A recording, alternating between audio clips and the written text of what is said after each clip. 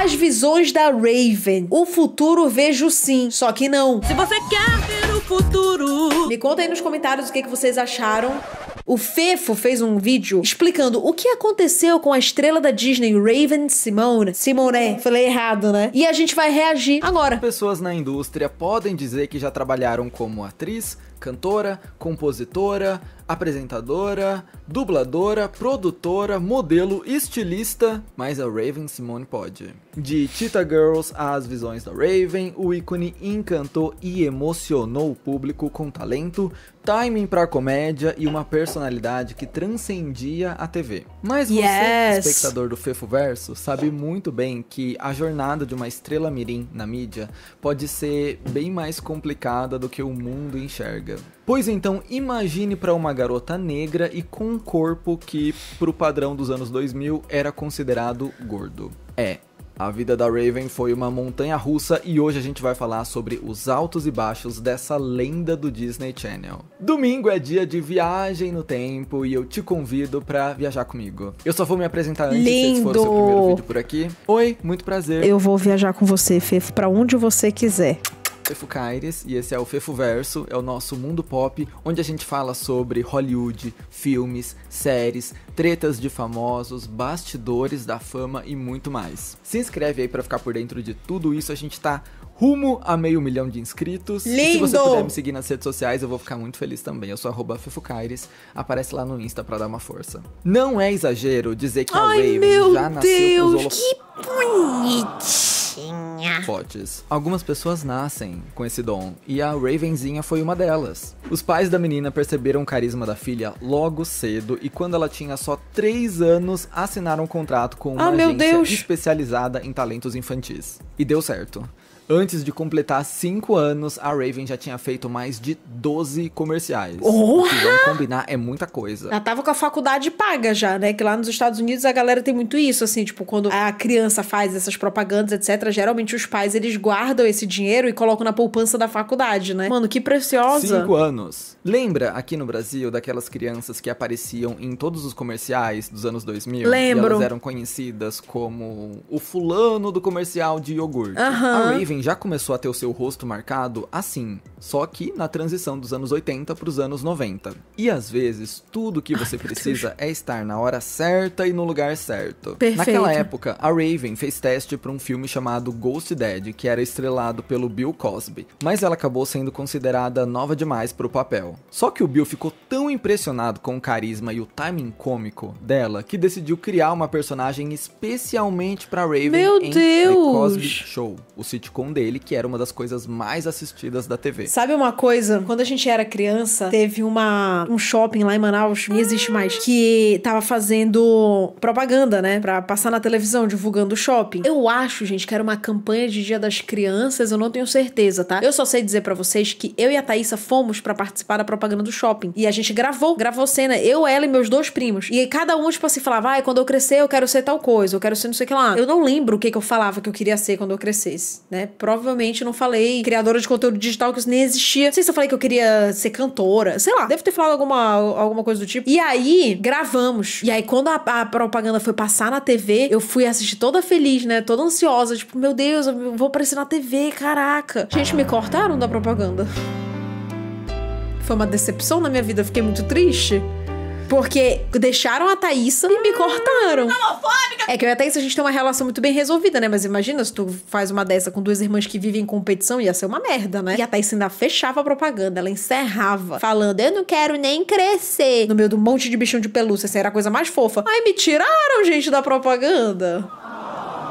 Então fica aí a minha crítica ao shopping, por isso que faliu, por isso que não existe mais. Tô brincando, sacanagem, nem sei se faliu, só sei que ele não existe mais. Mas foi homofobia, certeza, com certeza foi.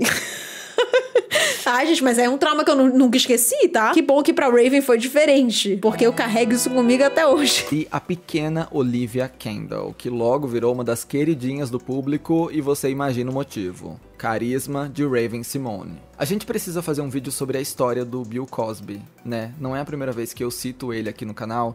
E eu sempre penso que falta muito contexto nessa história. Vou anotar e colocar na minha lista. Bom, Vai, a partir coloca. daí, a Raven não parou mais. Além de seguir com os comerciais e com outras participações na TV, ela também não perdeu tempo para investir em uma carreira musical. Foi ainda com 5 anos que ela assinou um contrato com a MCA Records, se tornando inclusive a artista mais jovem da gravadora. O álbum de estreia veio 2 anos depois, aos seus 7 anos. Here's to New Dreams. É tipo um brinde aos novos sonhos. Gente, eu não sabia que ela tinha lançado um álbum criança. Essa tour eu perdi. Tem mais ninguém menos que a Missy Elliott. Ela foi uma espécie de mentora vocal da Raven e ainda produziu o single principal dela, That's What Little Girls Are Made Of. Apesar do investimento, esse primeiro álbum não E, gente, ela se apresentava e tudo, que diva. teve muito sucesso e, eventualmente, o contrato com a gravadora foi enterrado. Mas tudo bem, porque naquele momento já tinha uma outra empresa de olho nela. Vamos lá! A Raven entrou no radar da Disney bem quando a emissora estava buscando uma forma de reinventar o seu jeito de fazer televisão. Eu tenho um vídeo aqui sobre a guerra entre Nickelodeon e Disney, e lá eu falo mais sobre esse assunto,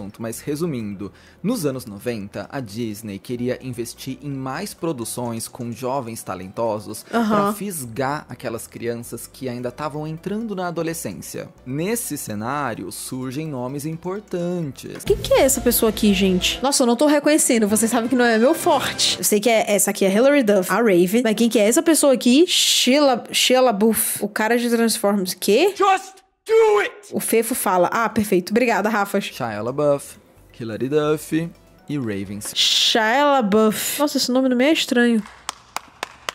As portas da Disney se abriram. Então, gente, peraí, eu não vou conseguir raciocinar. De onde eu conheço? Gente, eu não sei quem é. Marido da Mia Goth. Não sabe nem que ela era casada? Vocês acham que vocês estão me ajudando? Nossa, tá. Não, eu tô perdida. Eu sei quem é a Mia Goth. Eu só não sabia que ela era casada.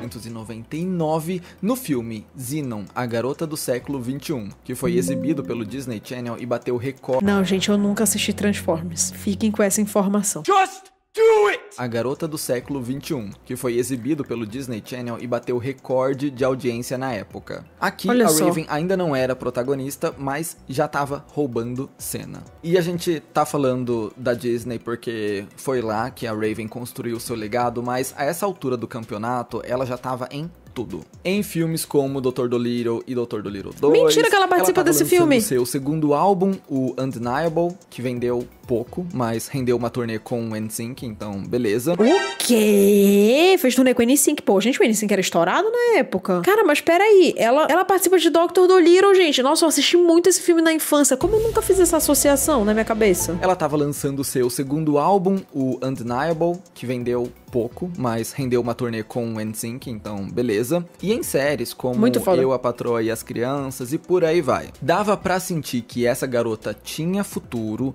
e realmente ela tava prestes a se tornar um dos rostos do Disney Channel. Como isso aconteceu? Foi lá por 2001 que o produtor Michael Porris teve a ideia de uma nova série pro canal sobre uma garota que tem visões do futuro. O nome inicial do projeto era Absolutely Psychic e a Raven chegou a fazer um teste. Nossa, mas que nome ruim, gente. Absolutely Psychic. Nossa, que nome horrível. Quem pensou nesse nome? As visões da Raven é muito legal. Que fosse as visões da fulana. Insira aqui o nome da pessoa, né? Não sabiam ainda quem ia ser. Mas que nome ruim. Ser a melhor amiga da protagonista. No começo, a série não era sobre a Raven e não tinha nada a ver com a versão que a gente conheceu. Inclusive, a Anneliese van der Pol, que interpretou a Chelsea em As Visões da Raven, foi uma das atrizes que tentou o papel de protagonista nessa primeira edição. Absolutely Psychic. A gente não sabe detalhes de quem conseguiu o papel, mas sabemos que, depois de alguns testes de câmera, o Disney Channel percebeu que estava fazendo uma burrada. Para tudo, reformula tudo, a gente precisa dessa garota aqui como protagonista. Pô, e assim finalmente. surgiu That's So Raven. Muito melhor. Absolutely Psychic pra That's So Raven. Muito melhor, mano. As visões da Raven. Imagina roubar tanto a cena que um canal para de fazer uma série, muda tudo pra colocar você como protagonista. É, bebê. Her mind. E o sucesso veio logo de cara. Ai, meu Deus, eu amo o Fefo, gente. O primeiro episódio bateu 3 milhões de espectadores. Caraca! Um número imenso pro canal Sim. na época. Mais Sim. do que um sucesso de audiência, a série foi o ponto de virada pro Disney Channel. Sabe aquele mar de produtos licenciados que a gente viu com Hannah Montana e High School Musical? Sim. Então, projetos como Lizzie McGuire e As Visões da Raven foram o que fizeram a Disney perceber que dava pra tirar ouro das suas marcas. E a meu série filho. foi um marco pro Disney Channel em muitos sentidos. Além de ter participado desse renascimento do canal, ela também foi a primeira a passar de 100 episódios na emissora. E também teve um dos episódios mais assistidos da história do canal. Primos do Interior, na 3ª temporada. Comenta aí se você já assistiu esse Gente, a episódio. pobre da vaquinha. O sucesso vinha da fórmula perfeita. Comédia física, carisma, representatividade. Uma história que fala sobre amizade, sobre família, sobre autoestima. E sobre temas que naquela época quase não apareciam na TV infantil, como racismo e padrões de beleza. Eu acabei de ver a Chloe dizendo: eu não contrato pessoas negras. Isso é discriminação. Olha, pensa bem, Ray. Já viu alguém negro, latino ou asiático trabalhando na Sassis? Na verdade, não.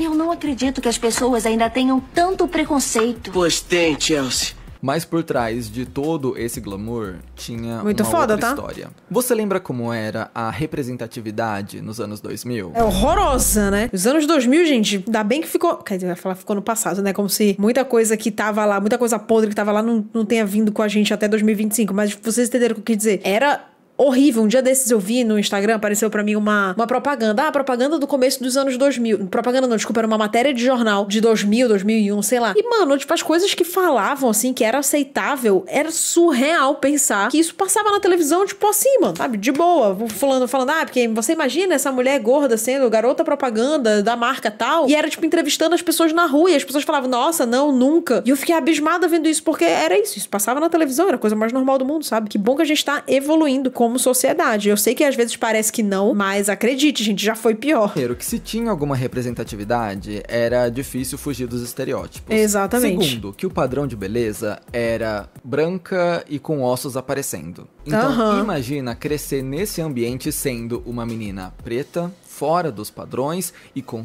todos os olhos voltados pra ela. Pois é, não foi fácil. Temos como prova o relato de gente que trabalhava no canal. No livro Disney High, The Untold Story of the Rise... Oxe, que livro é esse? The Untold Story of the Rise and Fall of Disney Channel's Twin Empire, Disney High, Ashley Spencer. Nossa, esse livro deve ser... Cara, deve ser uma fofoca cabulosa, gente. Meu Fall Deus. of Disney Channel's Twin Empire, lançado pela Ashley Spencer em 2024, a gente descobriu alguns bastidores bizarros dessa época. Eu já trouxe coisa desse livro aqui no meu vídeo sobre os bastidores de Como eu High nunca School assisti? Musical. E um dos relatos mais chocantes sobre as visões da Raven veio de um dos próprios produtores da série. Ele contou que a equipe normalmente editava o corpo da Raven digitalmente para ele parecer mais magro. E isso teria acontecido inclusive em um episódio que falava sobre ela aceitar o seu peso. O EP em questão é That's So Not Raven, na 2ª temporada. A Raven passa o episódio inteiro fazendo de tudo para emagrecer até no final aceitar que seu corpo é perfeito do jeitinho que é. Na teoria, lindo. Na prática, o que vimos foi computação gráfica para deixar ela mais magra. Na cena Não é em que possível. ela aceita o próprio corpo do jeito que é. What? Olha o tamanho da hipocrisia. Às vezes é difícil fazer react, gente, porque a gente se depara com os negócios que deixam a gente sem react, sem reação. Não sei nem o que fazer. Que tenebroso, minha nossa senhora, a televisão é um terror, né? Não que a internet não seja, só pra deixar claro. Não que a internet não seja, porque também é. Mas é muito louco pensar como crianças que cresceram ali, tipo, eu vou botar entre anos 80 até 2000, assim. Pra trás disso devia ser a mesma coisa, mas eu vou falar dessas décadas. A gente idealizava muito a vida de uma estrela da TV, mano. Parecia que era a melhor coisa do mundo. As pessoas sonhavam em ser uma estrela de cinema, uma estrela da música, uma estrela da televisão. A televisão, principalmente. Cara, a televisão, porque o brasileiro ama uma televisão televisão também, né? Cria-se uma fantasia em cima dessa coisa, né? Do estrelato, do não sei o que, quando na verdade, bicho, agora, anos depois, a gente começa a ver o quão podre é o meio. E posso falar um negócio pra vocês, gente? Assim, eu acho que o meio da arte, do entretenimento, assim, meio com pessoas poderosas, vamos fazer assim? Meio com pessoas muito poderosas, sempre vai ser cheio de podre. Tem gente legal, tem gente que vive bem, tem gente que tem uma vida realmente feliz, que a pessoa é realizada, o caralho tem. Mas assim, tem tanta podridão que não vem à tona que a gente não faz ideia, mano. O produtor disse, abre aspas, é uma vergonha, não sei como eles puderam se encarar e fazer isso. Exato. Exatamente a mesma coisa que a personagem tá passando foi feito com a atriz. É chocante como simplesmente ignorar. Nossa, faz sentido o brilho estranho em volta dela nessa cena. Gente, eu vou atrás disso no Disney Plus hoje. Será que tem esse episódio lá? O episódio é That's Not... Como é que é? That's So Not Raven, é isso que ele falou? Eu vou atrás, que agora eu fiquei curiosa pra ver a cara de pau das pessoas. Tipo, hoje em dia deve dar muito pra perceber, né? Porque deve ser tosco pra hoje em dia o efeito, o CGI que eles usaram. Deve ser tosco, deve dar pra perceber. E esse não era o único problema que a Raven enfrentava na época. A gente precisa falar sobre as Cheetah Girls. 'Cause we are sisters, we stay together. Chorei muito em Cheetah Girls, o primeiro. Quando a Dorinda fala que ela é adotada e que ela pede pra deixarem ela na frente de uma casa e ela sai andando pra uma casa mais pobrinha assim no fundo. Sei lá, gente, por quê? Mas eu chorei muito com isso. Tenho um pouco de vergonha de falar. O filme musical lançado em 2003 foi um baita sucesso e virou uma franquia inteira. A Raven foi uma das protagonistas dos dois primeiros, mas no terceiro longa, ela desapareceu. Por isso que é um flop. Foda-se, eu nunca nem vi esse terceiro. Caguei. O motivo só foi esclarecido anos depois, quando ela desabafou numa live do Instagram. Basicamente, ela explicou que durante as gravações do segundo filme, ela se sentiu excluída do resto da equipe. Provavelmente, numa batalha de ego, ela acabou se isolando. Ela não diz exatamente o que aconteceu, mas diz que o negócio transbordou o profissional e chegou no nível pessoal. E isso afastou ela de todo mundo. Eu incluí isso no roteiro, por mais raso que seja, pra gente entender como esse sentimento de exclusão, esse sentimento de não pertencimento, pode dar contexto pra muitas atitudes da Raven. Essa coisa de não se encaixar meio que sempre esteve ali, não por culpa dela. Em entrevistas, a Raven já revelou que ela sofria pressões estéticas dentro de casa desde que começou a trabalhar, na infância. Tanto é que antes de completar 18 anos, ela já tinha passado por 2 cirurgias de redução mamária e uma lipo, todas incentivadas pelo seu próprio pai. Desgraçado, caralho. Bicho, quanto tempo mais a gente vai passar vendo crianças fazendo sucesso e não vai ter nenhum tipo de supervisão em cima desses pais sem noção? Porra, a história se repete e parece que nunca tem uma solução, gente. Uma solução eficaz, eu estou falando. Meu Deus, e outra. Eu não sei como é que funciona a questão de cirurgia plástica para menores de idade, mas não tem uma idade mínima que mesmo com a autorização dos pais ainda é proibido fazer? Eu tô louca? A partir de 16 anos, tá? Eu sabia que tinha uma idade mínima. Tudo bem, ele falou que ela já, antes dos 18 ela já tinha feito, né? Então, entre 16 e 18 dá tempo realmente de você fazer todos esses procedimentos. Mas, gente, cara, é que assim, eu não consigo imaginar. Não sei, assim, o médico não percebe que tem alguma coisa estranha, de que talvez ela não quisesse fazer, ou vai ver ela também, né? Porra, nova, é o teu pai falando, tu vai na onda. Nossa, sei lá, eu acho que eu só queria encontrar alguém pra impedir que isso acontecesse, entendeu? Mas a verdade é que quando nem os teus maiores protetores estão te protegendo, quem vai te proteger, né? Quando a gente junta tudo isso, as cirurgias pra se adequar ao padrão da época, os retoques digitais no seu corpo, as roupas de Cheetah Girls que mais escondiam ela do que qualquer coisa. É verdade, essa isso aí. sensação de exclusão e a cobrança da própria cabeça, o resultado é uma jovem atriz que tava... Só um minuto. Cheetah Girls First Movie. Eu quero dar uma olhada nesses figurinos aqui, gente, porque eu lembro que realmente os figurinos da Raven sempre cobriam mais, assim, o corpo dela. No 2, principalmente. Ó, tipo assim, aqui, ó, tá vendo? A outra com uma blusinha amarrada, a outra de sainha, a outra de sainha, e a Raven tá de calça, casaco, cobrindo ela inteira, uma blusa inteira, entende? Tipo assim, parece que realmente estão mais tentando esconder do que, sei lá, exaltar a beleza dela, né? Colocar uma roupa que ela vá se sentir bonita, porra, entendeu? Nossa, dá muito agora pra perceber. Agora que o Fefo falou, realmente... Nossa, gente, que terror, mano. Vivendo o sonho e ao mesmo tempo se sentindo deslocada dentro dele. Tem uma fala da Raven muito curiosa, ela diz que sente que tem 3 cérebros, porque quando você vive tudo isso ao mesmo tempo, você precisa dividir a sua personalidade. Aqui eu estudo, aqui eu trabalho, aqui eu tenho minhas relações, Como se tudo isso não fizesse parte de uma Raven só. Ela precisa se dividir em vários papéis, em várias personagens pra conseguir organizar os seus sentimentos em relação a tudo que ela faz na vida. Fez sentido? Eu consigo imaginar uma criança, uma adolescente que passa por tanta coisa todos os dias, que tem tantos pensamentos diferentes, tantas vivências diferentes, que interage com tanta gente diferente, que ela precisa criar gavetas para cada personalidade. Por isso, a Raven diz que tem 3 cérebros diferentes dentro dela. É uma definição meio bizarra, que eu nunca tinha ouvido, mas que faz sentido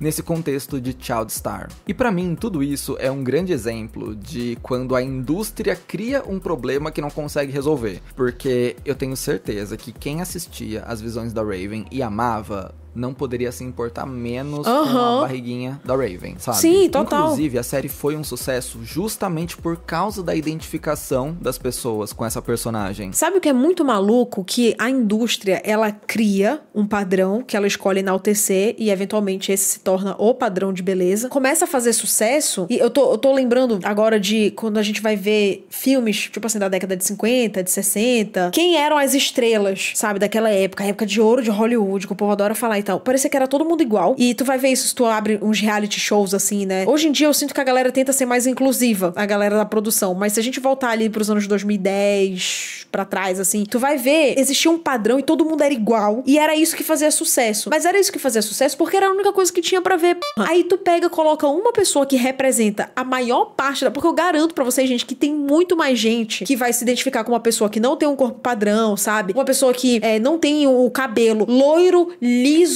kikiki. Tem muito mais gente que vai se identificar com as diferenças do que com essa pessoa padrão, magérrima, que tá com o cabelo escovado o tempo todo, uma pessoa branca, sei lá, sabe assim, tipo essas mulheres padrão que foram criadas assim, lá no auge, assim, nos anos 90, anos 2000. Então parece que se a gente tentar fazer algo diferente, vai flopar, porque o que faz sucesso é isso. Mas isso só faz sucesso porque é a única coisa que tem. Tem muita gente que não se vê nessas mulheres, entendeu? E aí, quando você coloca uma pessoa fora do padrão, que mostra a realidade da maioria das pessoas, óbvio que vai ser um hit, é até um suspiro de alívio, do tipo, eu não tô louca, então existe outra pessoa que pode chegar lá na televisão, sabe? Que não é uma loira bunduda, magrela, branca, do peito assim, do peito assado. Isso me irrita muito, porque não é justo você falar que é isso que faz sucesso, uma vez que você não dá opções. Me estressei um pouco, mas fez sentido o que eu falei ou divaguei muito aqui? Era tantas vozes alimentando que aquilo era um problema que de repente virou problema mesmo. Aliás, foi bem difícil pra Raven ver que as próximas estrelas da Disney eram bem diferentes dela. Miley, Demi... Todas iguais, mano. Tu entendeu? Olha, eu adoro as 3, tá? Isso não é uma crítica. É só que você olha, elas são muito parecidas, com exceção da... Porque a Miley tá com a peruca da Hannah Montana aqui, né? Mas a Miley também tinha o cabelo castanho escuro. Quando você olha, elas são muito parecidas, entendeu? São 3 meninas magras, brancas, do cabelo liso, mas assim, pra tons castanho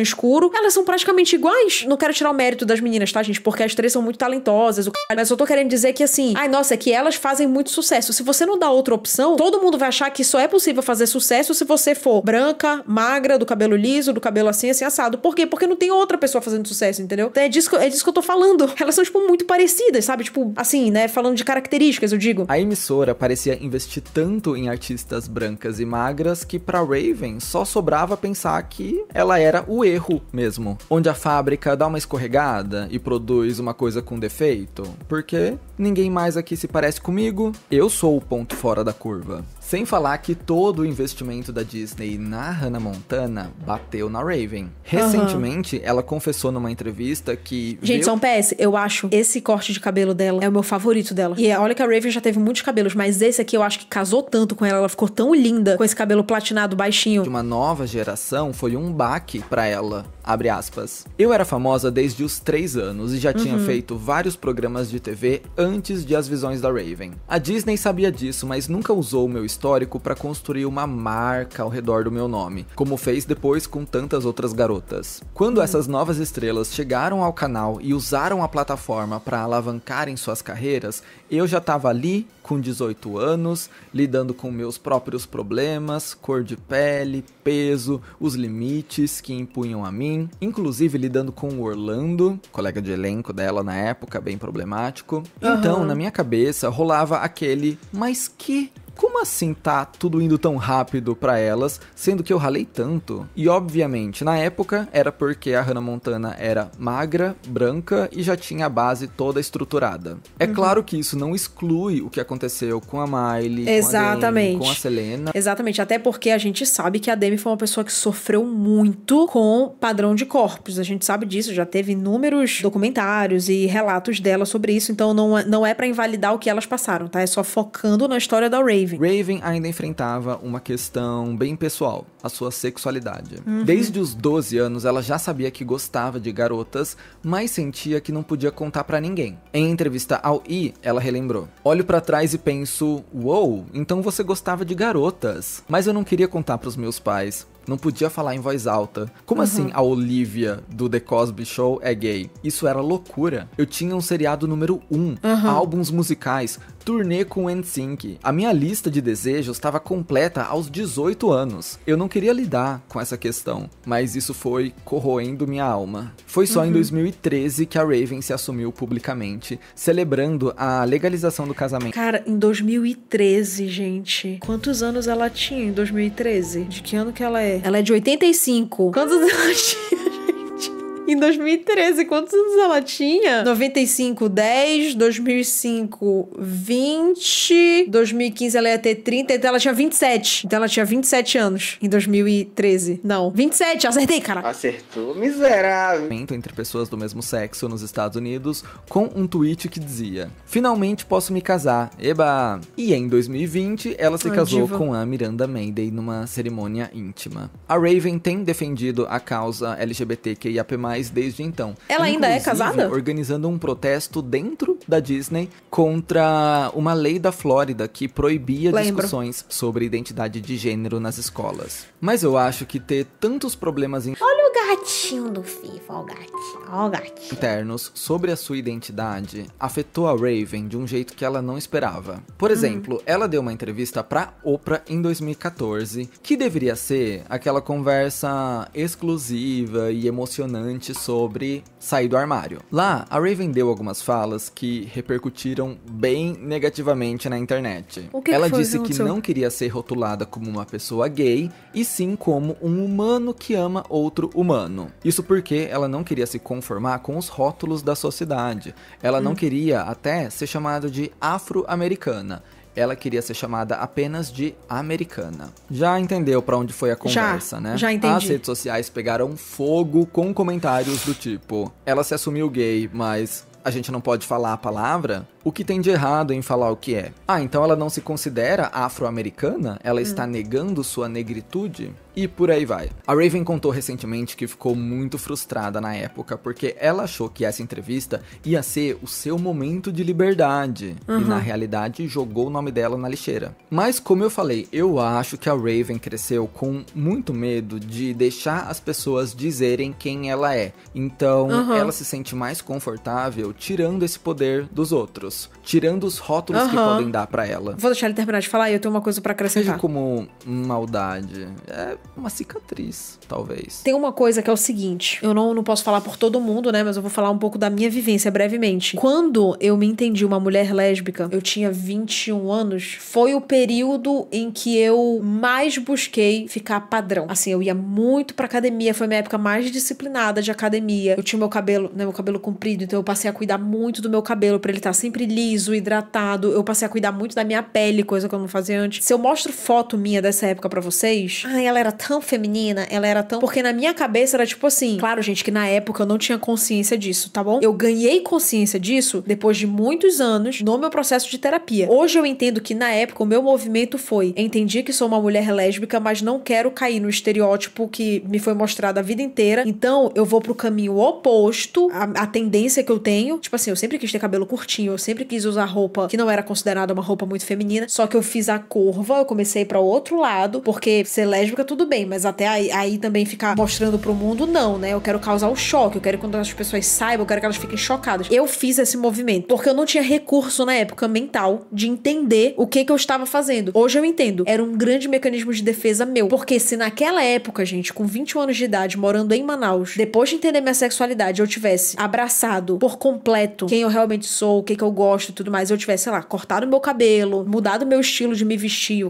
caralho, eu teria sofrido muito preconceito. Eu tenho certeza disso. Eu já me odiei por isso, eu já tive minha fase de me odiar por isso, falar, meu Deus, como eu era idiota, olha as merdas que eu falava, eu não abracei a minha sexualidade, será que eu tinha vergonha, será que não sei o quê? Mas hoje eu entendo que foi um mecanismo de defesa, porque eu teria sofrido muito na sociedade em que eu vivia, no meio em que eu vivia, se eu tivesse feito tudo que eu queria fazer naquela época. Se eu tivesse na internet e eu falasse aquelas coisas, eu teria sido cancelada com certeza. Ah, pronto, tem vergonha agora de ser sapatão, que não sei o quê, que não sei o quê. Por isso que eu falo, mano, eu tenho dó das pessoas que estão se descobrindo e se desenvolvendo com os holofotes em cima, porque é foda, bicho, você tem seus momentos, você vai fazer suas reflexões, sabe? E não era isso. É só que, gente, quando você cresce com tanta merda sendo enfiada na tua cabeça, de que sim, você gostar de outra menina é errado, sim, é motivo de vergonha, não, você não é digna disso e daquilo. Quando você cresce ouvindo isso fica. Dá muito trabalho tirar. Você bater no peito e falar, eu tenho orgulho de ser quem eu sou hoje, gente, é muito difícil. Muito difícil. Principalmente se você é uma pessoa fora do padrão. É difícil, porque a sociedade faz tu se sentir um lixo. E muitas das vezes o mecanismo de defesa que a gente encontra é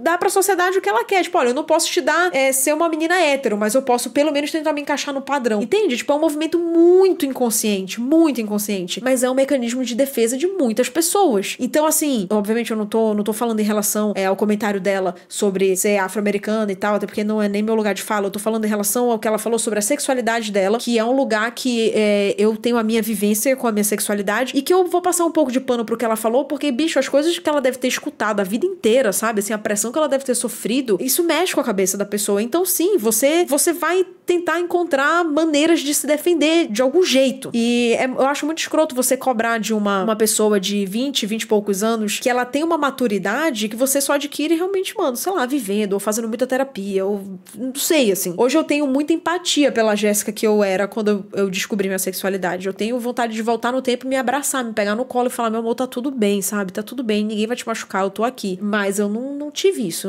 Eu não tive essa proteção, eu não tive essa conversa, eu não tive esse discernimento, eu não tive. E quando você tá numa situação de vulnerabilidade, você usa as ferramentas que você tem. E essa era a ferramenta que eu tinha na época. Eu tenho uma amiga, minha melhor amiga, gente, que a gente é amiga desde que eu tinha 14 anos. E ela foi a primeira pessoa pra quem eu falei em voz alta, eu acho que eu gosto de menina. Depois, assim, eu lembro que eu ia pra casa dela e eu falava, cara, tu vai ver só, eu não vou ser uma lésbica muito gostosa, muito gata, não sei o quê, que as pessoas vão olhar, não vão nem saber que eu sou e tal, como se isso fosse um mérito, entendeu? E hoje eu falo pra ela, caralho, tu lembra dessa fase? Ela fala, lembro. Que merda, né? Eu falo, mas era o que eu tinha. Foi como eu tentei me proteger dos ataques que eu poderia sofrer. Não sei, assim, eu fico grata pelo que eu fiz, apesar de não concordar, mas eu sou empática e grata porque de alguma forma eu me protegi de uns ataques que eu poderia ter sofrido na época. Se eu tivesse cortado meu cabelo, se eu tivesse vestido a roupa que eu queria vestir, se eu tivesse ido pra uma formatura de algum amigo meu de terninho naquela época, gente, eu ia sofrer. Eu conheço a bolha que eu vivia. Eu conheço as pessoas com quem eu convivia. Eu ia sofrer. Se eu já sofro hoje, imagina naquela época. Em 2015, como comentarista do programa The View,